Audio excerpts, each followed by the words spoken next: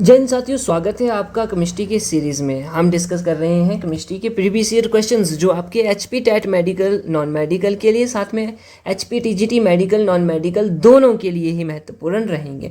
Concept wise हम चीज़ों को देख रहे हैं और प्रीवियस ईयर करना बहुत ही इंपॉर्टेंट हो जाता है। इससे हमें पता चलता है कि किस तरह के क्वेश्चन एग्जाम में आते हैं और हमें अपनी तैयारी का भी पता लग जाता है।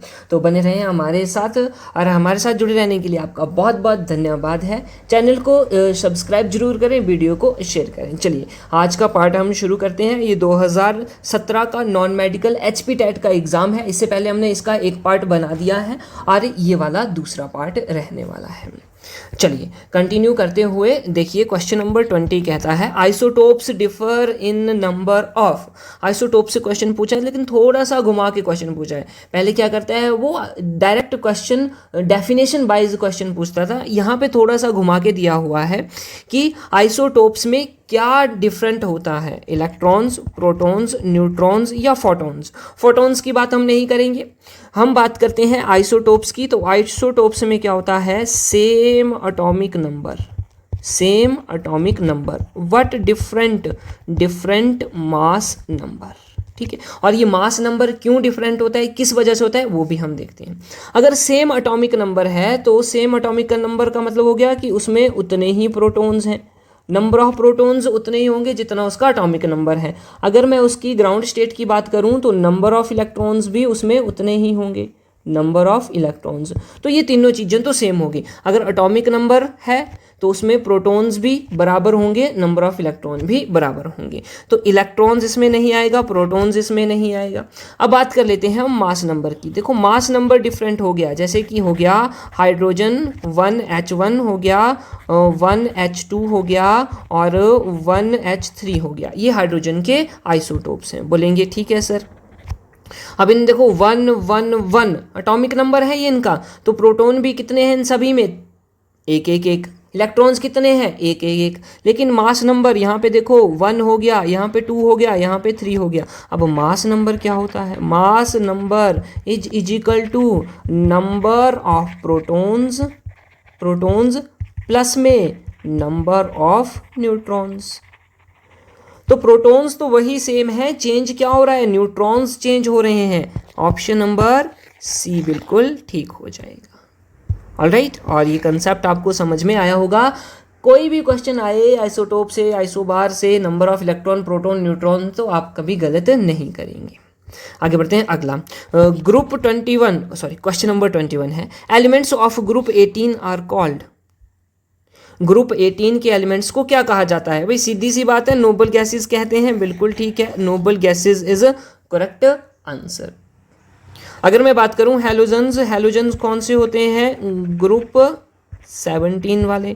लेंथेनॉइड्स, ये तो एफ ब्लॉक एलिमेंट्स आ गए, फर्स्ट सीरीज लेंथेनाइड्स हो गए एफ ब्लॉक के। और कैल्कोजन्स कौन से हो गए, ऑक्सीजन फैमिली वाले, यानी कि group number 16।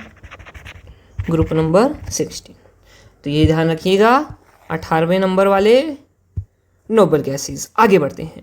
Most abundant metal इन अर्थ क्रस्ट। यहाँ पे देखो मेटल की बात की गई है, अर्थ क्रस्ट में सबसे ज़्यादा मात्रा में पाए जाने वाला एलिमेंट मेटल बोला हुआ है। मेटल देखो कौन है, मेटल बोलेंगे तो सर एल्यूमिनियम आ जाएगा। ऑप्शन नंबर ए बिल्कुल सही रहेगा। और अगर यहाँ पे एलिमेंट पूछा होता, ध्यान देना, अकेला एलिमेंट तो वो क्या आ जाएगा, ऑक्सीजन आ जाएगा। ऑक्सीजन इज अ एलिमेंट, ठीक है, ऑक्सीजन। अब ऑप्शन के अकॉर्डिंग ही हमें इस तरह के क्वेश्चन को सॉल्व करना होता है। आगे देखिए question number 23, an aqueous solution of copper sulphate is. Copper sulphate का एक्वस सोल्यूशन कैसे होगा, अगर मैं बात करूं CuSO4 और इसमें वाटर ऐड कर दिया तभी तो एक्वस सोल्यूशन बनेगा। अब ये जो CuSO4 है ये डिसोसिएट होगा Cu2 पॉजिटिव और SO4 नेगेटिव में। वाटर जो है वो डिसोसिएट होगा H positive plus OH negative में होगा। बोलेंगे हाँ जी बिल्कुल होगा। तो ये क्या बन जाएगा, यहाँ से हमें सल्फरिक एसिड देखने को मिलेगा, तो सल्फरिक एसिड देखने को मिलेगा, एसिडिक है भैया ये। ऑप्शन नंबर ए जो है सही आंसर है।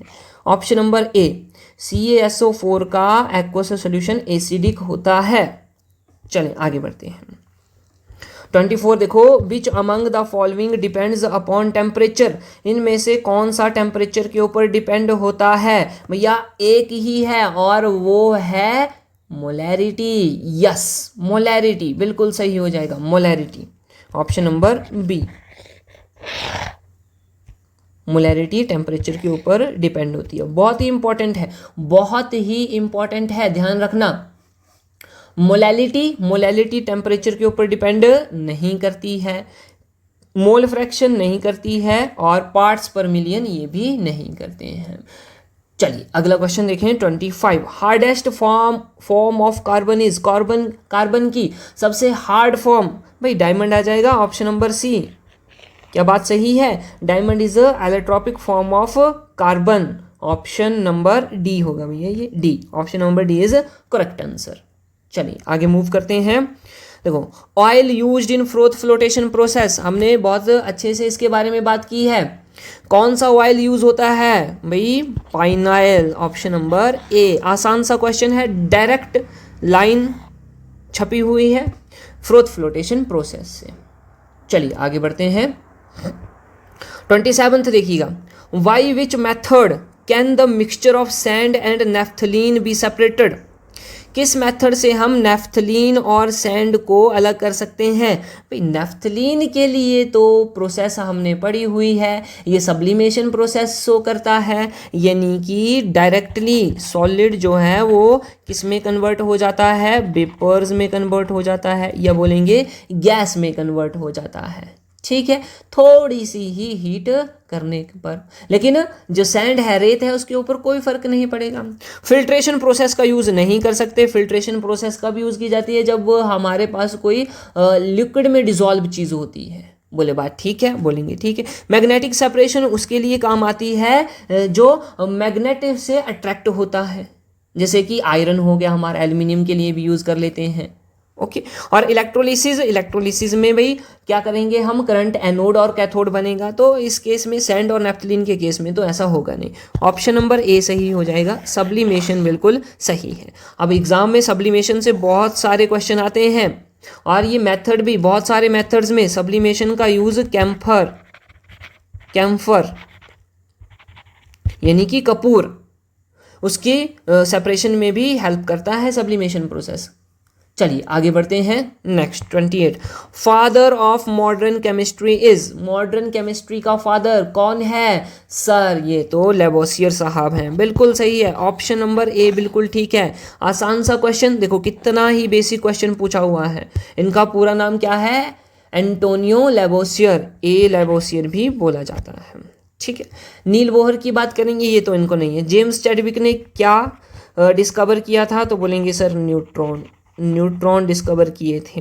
नील्स बोहर ने बोहर एटॉमिक मॉडल दिया था। जे थॉमसन ने किसकी खोज की थी? तो बोलेंगे सर इन्होंने तो इलेक्ट्रॉन की खोज की थी। ओके, चलिए आगे बढ़ते हैं। Question number 29, phosphorus molecule is represented by which of the following formula, phosphorus molecule किस फॉर्मूले से दिखाया जाएगा? P6, P2, P8 या P4? सही आंसर है ऑप्शन नंबर डी, P4। ध्यान रखना, जो फॉस्फोरस मॉलिक्यूल है उसमें 4 P होते हैं, 4 फॉस्फोरस जुड़े हुए होते हैं, और ये किस तरह का स्ट्रक्चर देता है हमें? टेट्राहेड्रल मॉलिक्यूल होता है, टेट्राहेड्रल मॉलिक्यूल, ध्यान रखना इस बात को।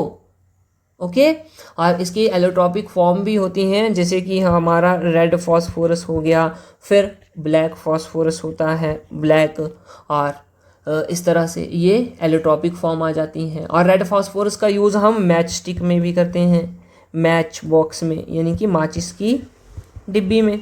ठीक है, तो होता है जहाँ पे हम माचिस को रगड़ते हैं, दैट इज़ वहाँ पे रेड फॉस्फोरस प्रेजेंट होता है। एक और होता है हमारा वाइट फॉस्फोरस, यही जनरली देखने को मिलता है।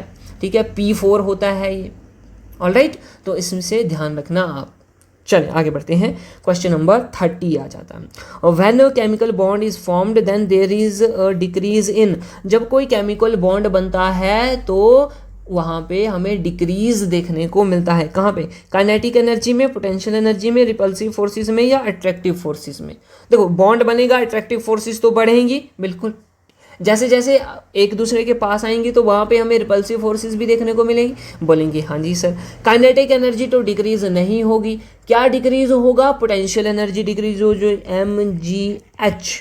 ऑप्शन नंबर बी बिल्कुल सही हो जाएगा, पोटेंशियल एनर्जी इसका बिल्कुल सही आंसर होगा, पोटेंशियल एनर्जी। ऑलराइट, तो ये भी बात आप ध्यान में रखिएगा। तो ये हमारा दूसरा पार्ट हो गया, ये छोटा सा ही वीडियो रहेगा, इसको कम्प्लीटली आप देखिएगा और हमने बहुत ही अच्छे तरीके से आपको बताने की कोशिश की है। वीडियो को शेयर जरूर करें, लाइक जरूर करें और कमेंट भी ज़रूर करें कि आपको ये सेशन, ये सीरीज़ कैसी लग रही है। अपना प्यार हमें देते रहें, मिलते हैं नेक्स्ट वीडियो में। जय हिंद।